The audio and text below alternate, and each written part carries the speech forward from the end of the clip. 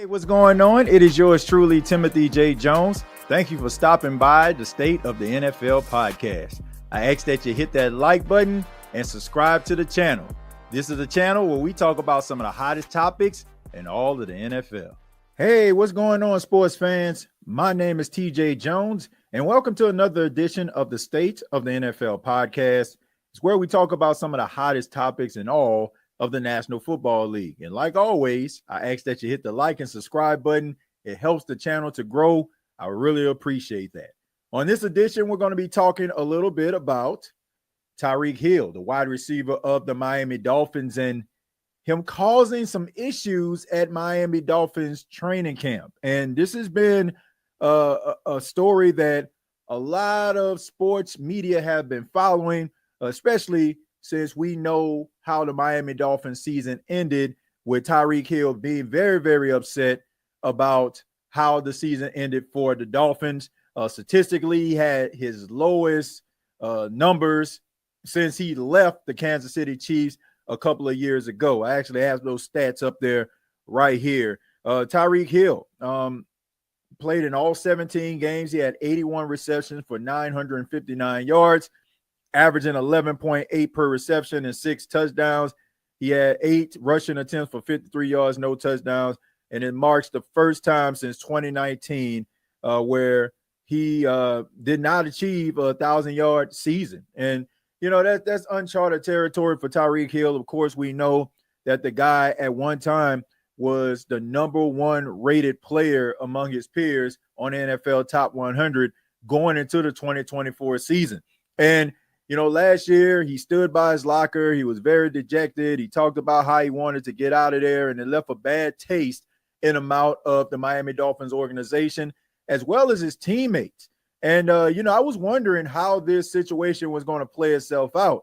You know, I was thinking maybe Tyreek Hill was going to get traded or something, because the way that he talked to the media at the end of last season, I was just wondering how in the hell he was going to be able to get back in that locker room. But, you know, Tua Tagovailoa, quarterback of the Miami Dolphins, spoke about that. I'm paraphrasing here, but he basically said that, you know, Tyreek has to understand that he has to ingratiate himself back into the locker room, because a lot of guys were upset because they felt Tyreek Hill left them holding the bag, and you do not want to do that. Football is the ultimate team sport. You got to be able to ride or die with your teammates. You cannot peace out and dip out on your teammates, because they will find it very, very hard to forgive you for that, right? I mean, not putting forth effort or just quitting on your team, those are that's the recipe for disaster. And, you know, now, you know, he has a lot of things that he was doing around camp that were positive. I can remember like the opening press conference at camp. He was talking about how he was trying to turn everything around. He talked about, you know, how he wants to be his son's favorite player after his son said that Justin Jefferson was his favorite receiver, jokingly to the media. And, you know, it seemed like it was pretty lighthearted. It seemed like a guy that's trying to figure things out. But now we get into camp over the last couple of days, and Tyreek Hill resorts back to some of the same things that has got him in a doghouse among his teammates as well as the organization. You know, there were a few things that he did, like showing up late. Now, you can't show up late being one of the top players on the team. Everybody is looking at you and how you carry yourself.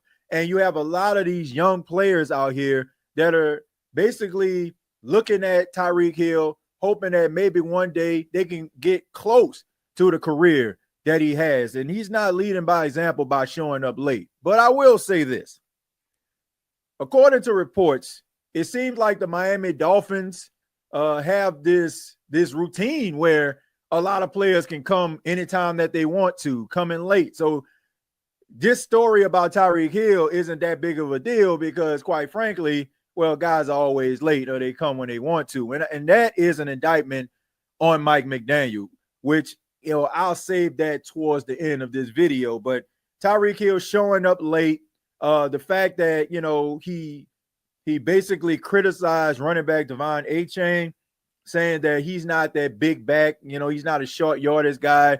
Maybe they need to change some things around offensively, which is a huge no-no, because these coaches take a lot of time and effort and trying to put together an offensive and defensive game plan, and they do not take it kindly to people that's trying to question what they can actually do.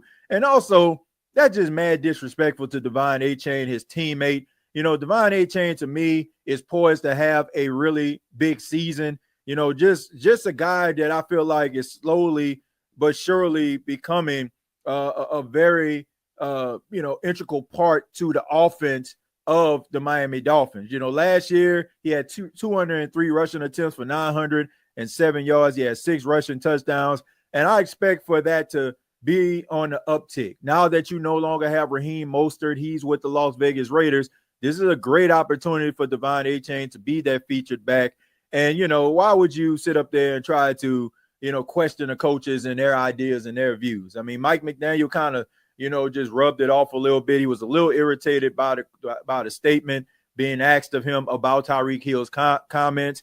And, this is not going to end good. This is not going to end good, because I can see how this season is going to transpire for the Miami Dolphins.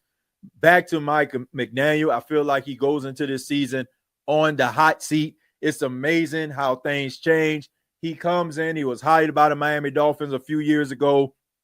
He had like this wonder kid type thing going for him, the swag, the vibe. It seemed like he was a player's coach. But, now that we kind of peeled back some of the layers of what's really going on in Miami, I got to tell you, it might be tough for him to keep his job, especially when you just have guys showing up whenever the hell they want to.